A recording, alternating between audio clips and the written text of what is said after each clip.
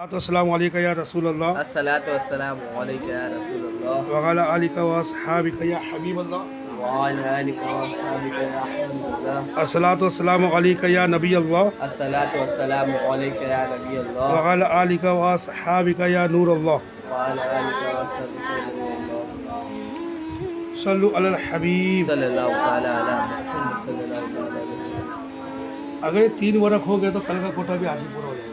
जी सुभान अल्लाह। नहीं कल जो अपन छोटे थे तो वो कोटा भी आज ही जाएगा इंशाल्लाह। अच्छा कल हमने जो मुतफरिकात पढ़ लेते जी तो 22 नंबर तक ये हुआ था, अभी 30वां नंबर। अरे अभी थोड़ी देर पहले जो पढ़ रहे थे, जिसने कहा अगर मैंने फुला काम किया तो मजूसी हो जाऊंगा, मजूसी हूँ, आग की पूजा करने वाला हूँ। या कहा अल्लाह ताला से बेजार हूँ, अल्लाहु अकबर। कहने वाला जानता है कि उसने काम किया है तो उस पर हुक्म कुफ्र है। अगर किसी ने कहा अगर मैं फुला काम करूं तो काफिर हो जाऊं, फिर उसने काम करने के को कुफ्र जानते हुए किया तो काफिर हो जाएगा। और अगर ये इत्तेकाद ना हो और वो काम किया तो कसम तोड़ने का कफारा देना होगा। काफिरों के किसी मजहबी फेल को अच्छा कहना कुफ्र है। कोई भी काफिर राखी बांधता है, अच्छी बात है, ये राखी बांधना वो काफिर हो गया। पतंग जो मकर संक्रांति में पतंग, अरे पतंग उड़ाना अच्छा है, काफिर हो गया। देखो भौरा भी तो कोई मजहब से ताल्लुक नहीं रखता। और काफिरों के किसी मजहबी धार्मिक फेल यानी कार्य को अच्छा कहना कुफ्र है। मसलन ये कहने खाते वक्त खामोश रहना चाहिए।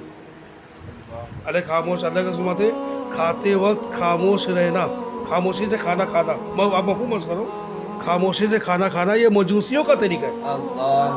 मजूसी वो काफिर जो आग की पूजा करते हैं। तो आपको ये कह रहा है कि खामोश खाना खाता खामोश रहना चाहिए, मजूसियों का काम अच्छा काम है, तो ये कुफ्र हो गया ना। तो मजूसी काम को अच्छा बोला। नंबर 27, धोखा देने के लिए अल्फाज से कुफ्र बकना भी कुफ्र है। अगर किसी मरीज ने बीमारी से घबरा कर कहा, बीमारी से घबरा गया मरीज, अब घबरा कर क्या कहा, या अल्लाह तुझे इख्तियार है, चाहे मुसलमान मार चाहे काफिर मार, ये कौल भी कुफ्र है। कुछ ही बोलते रहे, कभी नहीं कुछ, काफिर हो गए बैठे बिठाए। 29, अगर कोई हज की फर्जियत का इनकार करे तो काफिर है। हज करना फर्ज है ना, साहिब इस्तिताअत पर जिंदगी में एक बार हर मुसलमान मर्द पर फर्ज है। तो जब साहिब इस्तिताअत रहेगा तो अब उसकी फर्जियत को जो इनकार करे क्या हो जाएगा, ये हज फर्ज नहीं है। जन्नत दोज़ख का जिक्र कुरान शरीफ में आया हुआ है, हदीसों में आया हुआ है, ये हक है। जन्नत भी है, दोज़ख भी है। जो इनका इनकार करेगा और इनकार करने वाला काफिर है। जन्नत में दाखिले के बाद दीदार इलाही नहीं होगा, ऐसा कहना कुफ्र है। क्या बोला है, दीदार इलाही होगा इंशाअल्लाह।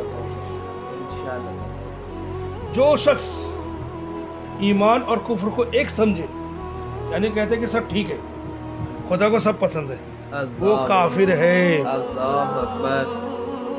कभी ईमान और कुफ्र को, मंदिर को, मस्जिद को एक नहीं बोलना चाहिए, सब अलग है। आम उम्मत को मुशरिक कहना कुफ्र है, सभी आ गए ना उसके अंदर। जो शख्स बगैर तावील के कहे कि ये इबादत है, अल्लाह ताला ने हमारे लिए अजाब बना दी, जबरदस्त इबादत की तौहीद, तो काफिर है।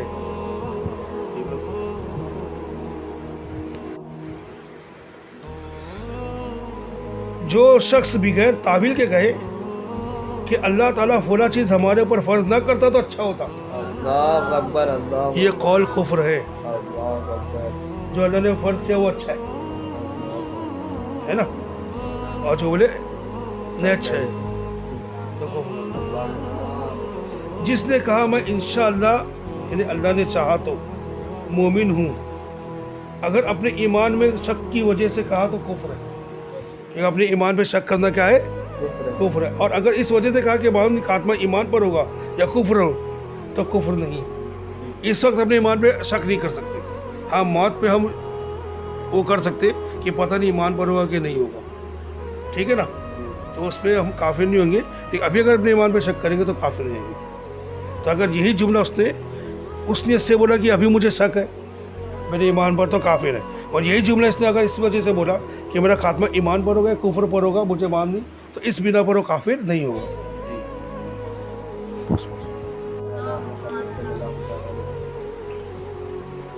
جو اسلام اور ایمان پر راضی نہ ہو، اسلام اور ایمان پہ تو ہم راضی ہیں، جو راضی نہ ہو وہ کافر ہے.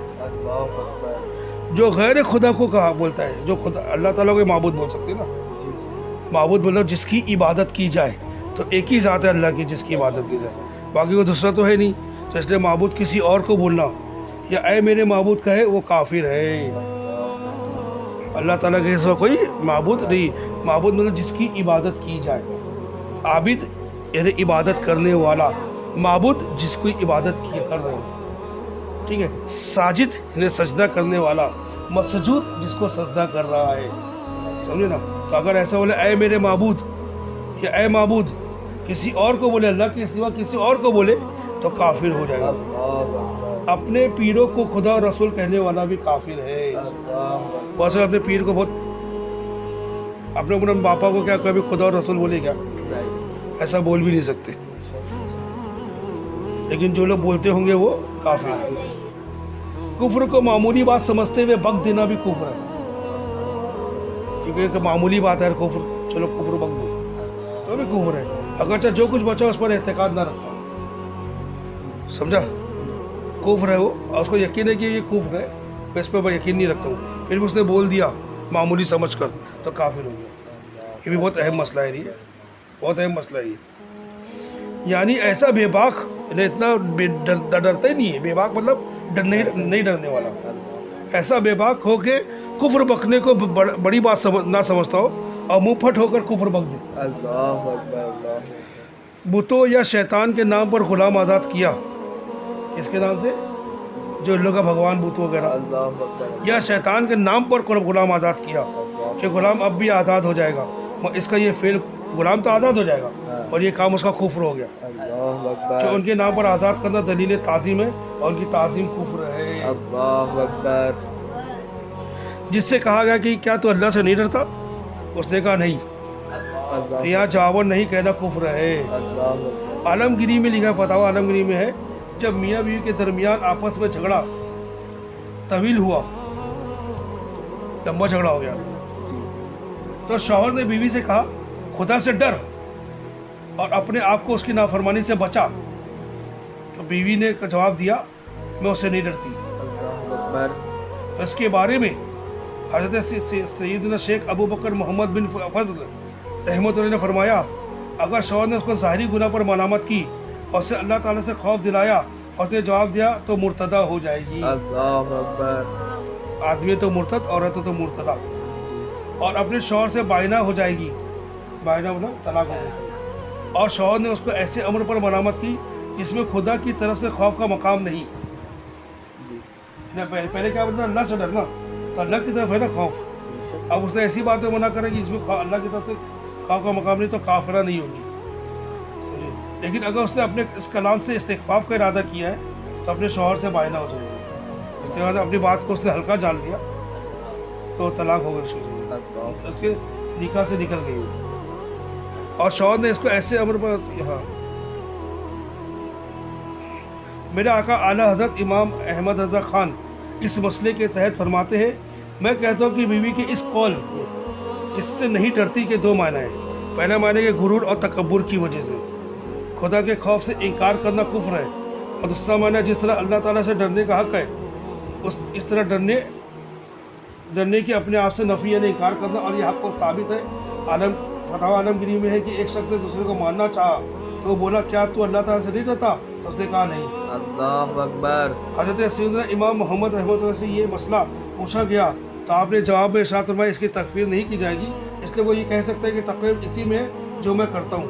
और अगर कोई शख्स गुनाह करता हुआ देखा गया, बस किसी दूसरे ने उससे कहा तू क्या तो अल्लाह से नहीं डरता था, तो उसने कहा नहीं, तो काफिर हो जाएगा, इसलिए कि उसकी तावील मुमकिन नहीं। मेरा आका आला हज़रत इमाम रज़ा खान इस मसले के तहत फरमाते, इस चीज़ को याद रखो जो हमने अभी जिक्र किया है। 43, नशे की हालत में अगर कोई कलमे कुफ्र बका, नशे में होश में नहीं है जी और कलमे कुफ्र बका, तो उसे मुर्तद का हुक्म नहीं देंगे, यानी उसकी औरत बाइन ना होगी। रहा ये कि इंदल्ला भी काफिर होगा या नहीं, अगर जानबूझ के कुफ्र पका है तो अल्लाह के नज़दीक काफिर हो जाएगा, वरना नहीं होगा। नंबर 44, नशे वाला जिसकी अक्ल जाती रही, जिसकी अक्ल जाती रही और ज़बान से कलमे कुफ्र निकला, तो औरत निकाह से बाहर न हुई, जी मगर तस्दीद निकाह किया जाएगा। उसको काफिर तो नहीं बोलेंगे, समझे, मगर उसको फिर से निकाह करना पड़ेगा।